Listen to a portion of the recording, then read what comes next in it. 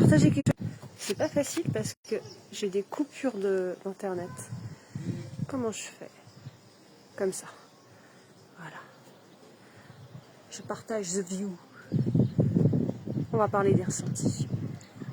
Bon, j'ai reçu plusieurs messages aujourd'hui sur comment je fais pour me faire confiance, pour écouter mes ressentis.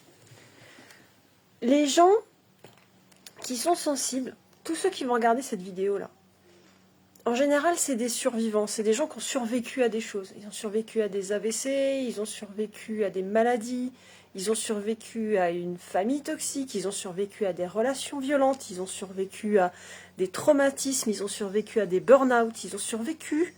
Et toute leur vie, ils se sont adaptés. Toute leur vie, ils ont cherché comment continuer à survivre, en fait. Et donc, ce sont des gens qui ne savent pas encore vivre. Ils ne savent pas encore se détendre, vivre en sérénité. Ils ne savent pas ce que c'est une vie où on arrête de douter de soi et de se poser des questions. Ils ne savent pas encore ce que c'est une vie où on lâche le mental et où on vit les choses au feeling, en prenant des risques, en n'ayant pas peur de se tromper en fait, et puis sans chercher la validation des autres finalement. Et en fait, c'est vrai que c'est un vrai axe que moi j'aborde énormément, parce que ce soit dans mes consultations ou mes accompagnements de groupe, j'ai toujours eu cette capacité à faire confiance. Pour moi, c'est des moments qui vous appartiennent. C'est le moment qui appartient à la personne avec qui je travaille. C'est son moment à elle. Et donc tout ce qu'elle me dit, tous ses ressentis, ses intuitions, etc., moi, je vais être là pour dire « Ah ouais, mais si tu le sens comme ça, je te fais confiance. » Et c'est... Moi, je me rendais pas compte à quel point c'était important, en fait. Moi, je suis là. En fait, moi, je me rends pas compte, mais j'ai ma présence, elle est là. J'ai ma présence, elle est calme. J'ai une présence calme, j'ai une présence à l'écoute. Et j'ai une présence dans la confiance vis-à-vis de l'autre. Et en fait, les gens me disent « Ah, mais je me suis sentie écoutée. Ah, je me suis sentie vraiment dans une capacité à pouvoir écouter des choses à l'intérieur de moi aussi. Je me suis sentie en confiance avec toi. J'ai pu évoluer. J'ai senti un vrai shift. Voilà. » Mais parce qu'en fait, le truc, c'est que moi, je me rends même pas compte comment je fais ça, parce que je le fais au feeling. C'est pas une question de qu'est-ce que je fais, c'est une question de ma présence. C'est quand je suis là et que j'écoute quelqu'un, que ce soit en physique, que ce soit en visio ou même au téléphone. C'est ça qui est dingue. Même au téléphone, les gens me disent « Putain, mais c'est la première fois que je me sens vue. C'est la première fois que quand je parle de mes ressentis, on les prend en compte et on va au bout de qu'est-ce que ça veut dire pour moi et de comment je peux faire mes choix de vie et prendre mes décisions à partir de ça, et comment je me sens intérieurement quand je prends mes décisions à partir de mes ressentis, et comment je vois mon avenir vis-à-vis de ça, et comment je peux me libérer du passé vis-à-vis de ça. Parce que du coup, ça aide la personne à explorer toute son histoire de vie en même temps, puisque comme elle fait un shift vibratoire, et que la vibration n'a pas de temporalité, ça traverse son passé, son présent et son avenir. Et c'est à travers ce qu'elle vit dans le présent. C'est ce sur quoi je veux me concentrer aujourd'hui. Le feeling, le lâcher-prise. Moi aussi, ça peut m'arriver des fois de tomber dans le contrôle, dans le questionnement, dans le qu'est-ce que je dois faire, et j'essaye de me mettre dans des cases, et tout ça. Et vous aussi, vous le faites. Le truc, c'est qu'aujourd'hui, j'ai compris qu'à chaque fois qu'il y a quelque chose qui ne va pas dans ma vie, c'est que je suis dans le contrôle. Et qu'aujourd'hui, je sais comment lâcher le contrôle. Des fois, je mets un peu de temps à me rendre compte que je suis dans le contrôle. Mais j'arrive à aider les gens, du coup, à lâcher le contrôle. Je ne sais pas comment je fais. Comme je l'ai dit, c'est une question de présence, apparemment, chez moi. Je vais remettre mes lunettes, parce que je me trouve plus fun avec mes lunettes. C'est une question de présence. Je vais dire, il y a que les atypiques qui vont comprendre ce que je veux dire. J'émets des codes, j'émets des informations, que ce soit au niveau télépathique, que ce soit au niveau de mon énergie, j'émets des informations que la personne télécharge. Et quand j'émets ces informations, Ça peut passer en présentiel, ça peut passer par téléphone, ça peut passer en visio. Je sens l'énergie de la personne. Je comprends à travers ce qu'elle me dit ce qui se passe dans son inconscient. Donc la plupart du temps, dès la première consultation ou les premiers échanges, même que ce soit en groupe, la personne, je vais l'aider à comprendre quelle est la problématique cachée derrière sa souffrance, sa douleur, sa blessure. Je vais l'aider à comprendre la problématique cachée et à travers ça, on va pouvoir aller découvrir quel est le désir caché derrière cette problématique. Et je vais aider du coup beaucoup de gens qui ont du mal à être dans la positivité, qui sont plutôt dans la négativité. Voilà, je vais les aider à rentrer dans le positif et à élever leur vibration. Et plus tu élèves ta vibration, plus tu lâches le mental en fait. Donc des fois la question c'est pas comment je lâche le mental.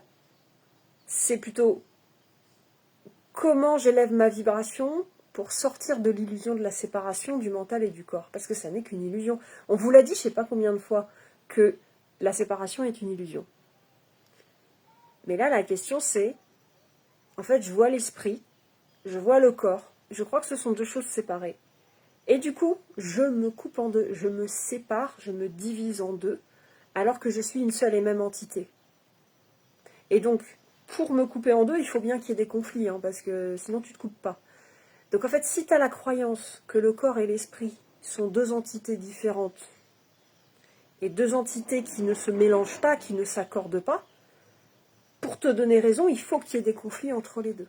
Et donc des fois, il faut juste lâcher une croyance, élever sa vibration, voir quelle croyance ça fait lâcher, et tout d'un coup se dire, waouh, c'est bizarre, parce que tout d'un coup, je suis plus dans le mental, je suis plus dans le contrôle, j'arrête de me prendre la tête, j'ai beaucoup moins d'anxiété, j'ai beaucoup moins de questionnements, j'ai moins d'insomnie, j'ai moins de malaise social, je me renferme moins, je m'ouvre plus, du coup je vais parler en positif, du coup je m'ouvre plus, je me pose moins de questions, je dors mieux, je me sens plus à l'aise avec les autres, je trouve plus naturellement ma place, je fais moins d'efforts mentaux et énergétiques pour m'adapter au monde. Voilà. Et le shift, il est là. Mais le shift, il est là parce qu'au départ, il y a cette notion de se faire confiance qui est difficile au départ pour l'hypersensible parce qu'il n'a pas de modèle. Pourquoi ? Parce que la plupart des gens n'écoutent pas leur ressenti. C'est même quelque chose qui leur est totalement étranger, d'accord ? Ils savent même pas ce que c'est. La plupart des gens, ils vivent leur vie parce qu'ils sont venus faire l'expérience de la 3D, pleinement, d'accord ? Et vous êtes venus faire une autre expérience. Donc ne forcez pas des gens qui sont venus sur Terre pour 100% vivre une expérience de 3D.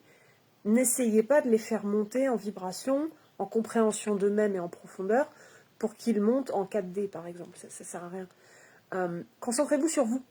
Vous. Concentre-toi sur toi. Va dans toi, ta vibration, ta vérité. Et dis-toi que des gens qui sont dans la norme et qui rentrent dans le moule ne sont pas des gens qui écoutent leur ressenti. Ce sont des gens qui cherchent comment faire, comment bien faire les choses, comment trouver leur place pour être acceptés. Sauf que toi, pour toi, c'est une espèce d'illusion. On t'a donné cet espoir-là que il faut que tu trouves ta place, il faut que tu fasses les choses correctement pour être validé, accepté et faire partie du moule. Sauf qu'en fait, intérieurement, t'as pas envie de faire partie du moule déjà. Ensuite, tu vas devenir dingue. Et vraiment, tu vas devenir dingue si tu te conformes à ce qu'on attend de toi. Et d'ailleurs, tu l'as déjà fait. Et la plupart des gens que je vois, quand je dis que c'est des survivants, c'est qu'ils se sont cassés de l'intérieur. Ils ont eu des maladies. Ils ont eu des douleurs. Ils ont flingué leur système nerveux. Des fois, ils ont des maladies, comme la maladie d'Hashimoto, par exemple. Comme des inflammations articulaires. Comme des énormes douleurs céphalées. Vraiment des choses graves parce qu'ils ont essayé de fonctionner comme ils ne fonctionnent pas, c'est-à-dire comme les autres. Voilà. Et quand tu ne fonctionnes pas comme les autres, le challenge c'est de t'accepter comme tu es, d'écouter tes ressentis et de te faire confiance et de te dire que les autres fonctionnent comme les autres et donc ce ne sont pas des modèles, donc ils ne pourront pas te valider. Ils ne pourront pas comprendre que avant de tomber malade, tu vas le ressentir dans ton corps. Ils vont pas le comprendre, parce qu'eux, ils peuvent pas faire ça. Donc ça veut dire qu'il va falloir que tu te fasses confiance à toi. Mais comme tu n'as pas eu de modèle, bah, tu vas avoir besoin de quelqu'un, et même de plusieurs personnes, tu vois, qui vont te dire « Ouais, mais vas-y, fonce, mais vas-y, écoute-toi, mais vas-y, va au bout de ton idée, parce que tant que tu n'iras pas au bout de ton idée, tu ne sauras pas si tu peux te faire confiance ou pas là-dessus. » Et de toute façon, à chaque fois, tu te fais confiance, tu vois. Et moi, ça y est, ça fait un moment que je me fais confiance par rapport à mes ressentis. J'ai encore des niveaux où je pourrais encore plus me faire confiance. Et j'en ai eu la preuve encore aujourd'hui. Il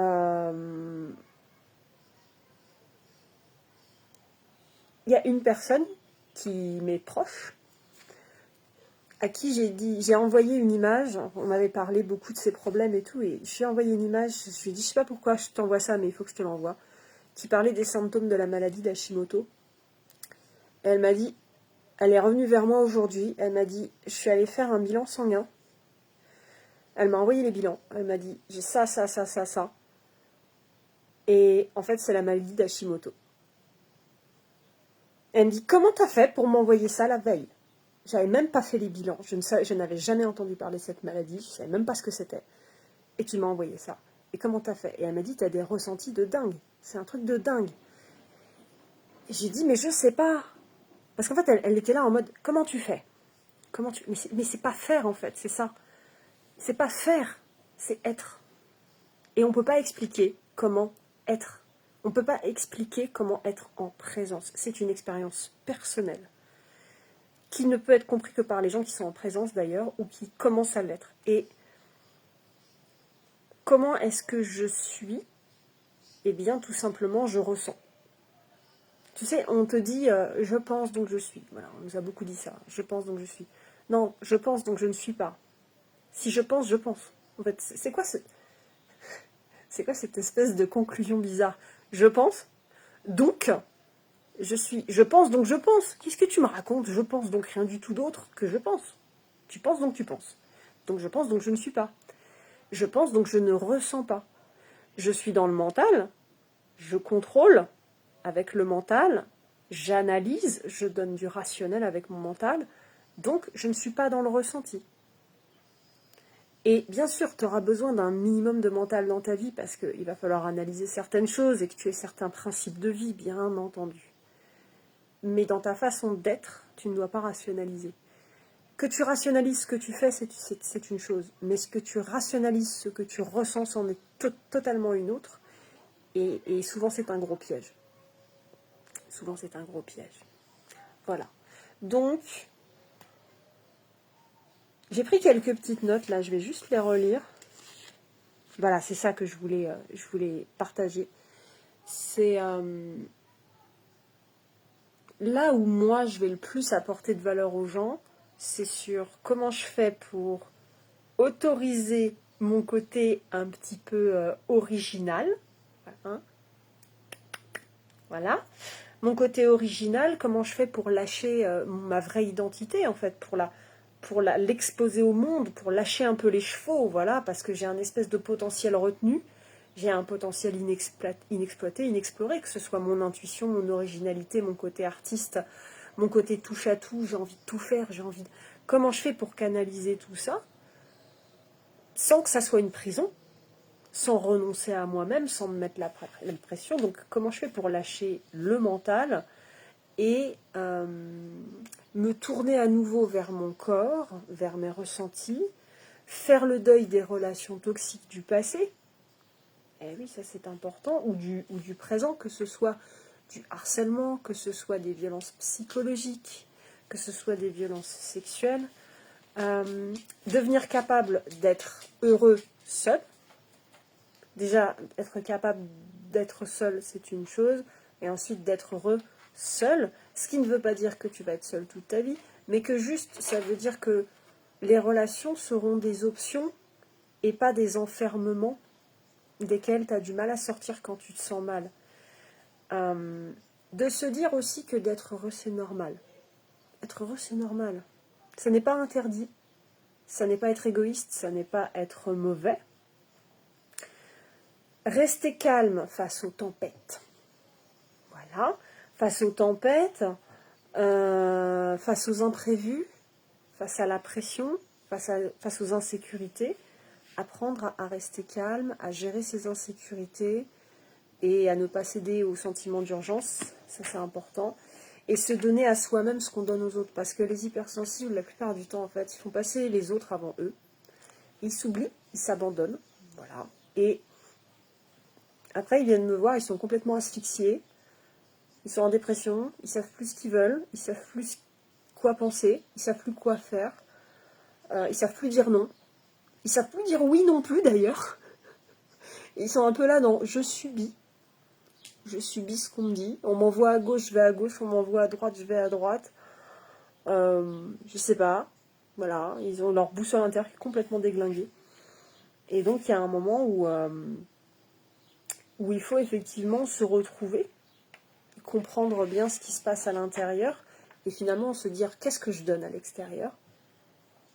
Et au lieu de le donner à l'extérieur, se dire en fait je fais les choses un peu à l'envers. Tout ça, si je me le donnais à moi, ça rayonnerait naturellement vers l'extérieur de toute façon. Donc moi je suis là pour aider des hypersensibles qui se perdent eux-mêmes, qui se sont perdus, qui ont perdu leur cœur, qui ont perdu leur identité, leur énergie, à revenir vers eux-mêmes. Voilà. Donc à se prioriser, à poser des limites, à gérer les conflits sans culpabiliser et à se faire leur propre place, leur propre nid bienveillant, à prendre leur cœur entre leurs bras, voilà, à savoir se rassurer parce que malheureusement beaucoup d'hypersensibles sont dépendants affectifs parce qu'ils ne savent pas se rassurer, parce qu'ils ne savent pas prendre leur cœur dans leurs mains, donc ils donnent leur cœur dans les mains des autres, mais ils ne savent pas faire ça. Voilà. Tout va bien, ça va, détends-toi, on n'est pas obligé de répondre tout de suite. Ça va, détends-toi. Aujourd'hui, là, on passe une mauvaise journée, il s'est passé ça, ça, ça, ça, ça, mais voilà, on va faire ce qui est bon pour nous. Ah, j'ai passé une journée de merde, je vais aller faire du golf. Ah, j'ai passé une journée de merde, il y a un tel qui m'a cassé les bonbons, il y a un tel qui m'a gueulé dessus, j'ai fait des heures sup, je suis énergétiquement vidée. Ok, je vais me faire un bain chaud, je vais me faire un bon thé, je vais jouer à mon jeu vidéo préféré, je vais lire mon livre préféré, je vais peut-être appeler mon meilleur ami, puis on va aller sortir pour discuter. C'est ça, prendre soin de soi. Et c'est aussi un moment, savoir dire, non, ce soir, stop en fait. Le téléphone, il est éteint.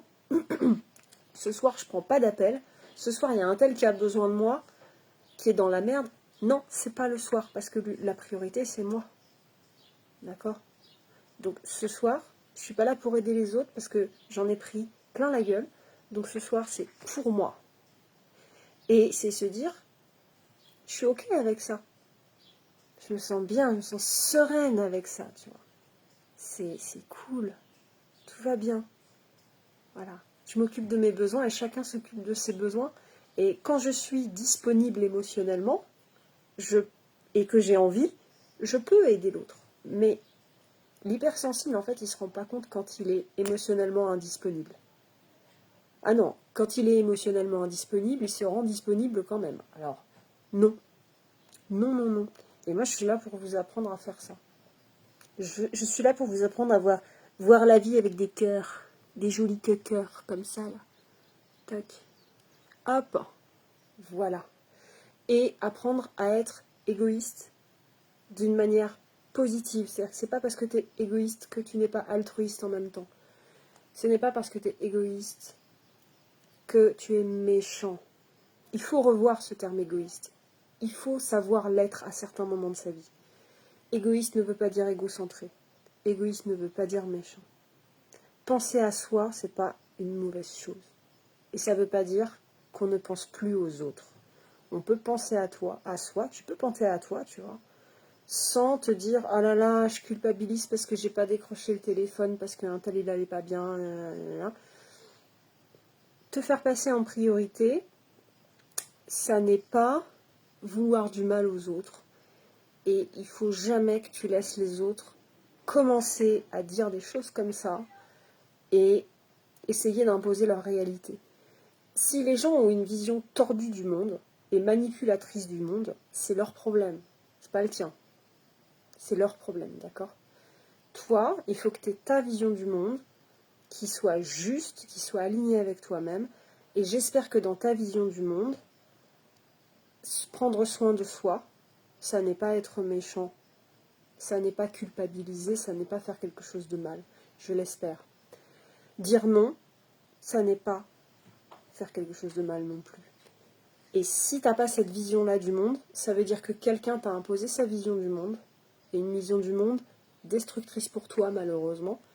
Donc la question c'est, est-ce que t'es prêt ou prête à remettre ça en question pour être heureux ou heureuse? Voilà. Pour tous ceux qui veulent avancer, mettez dans les commentaires le mot guidance. Vous mettez le mot guidance, ok, et vous m'expliquez en quelques lignes, en 2 lignes. En 2 lignes, vous m'expliquez, moi je me suis reconnue dans tel truc, moi j'ai du mal à dire non, moi j'ai du mal à ceci, moi j'ai perdu mon énergie, je suis près du burn-out, moi je vis une relation toxique, j'arrive pas à en sortir, moi j'ai du mal à couper le cordon, je sais pas quoi. Vous m'écrivez ça avec le mot guidance, et à partir de là, moi, je vais méditer sur ce que vous m'avez dit, je vais aller chercher quels sont les messages énergétiques et les informations que je vais télécharger, et je vais pouvoir vous envoyer une première guidance. Voilà. C'est ok? Allez, mot guidance dans les commentaires, et je vous envoie un petit message. Ciao.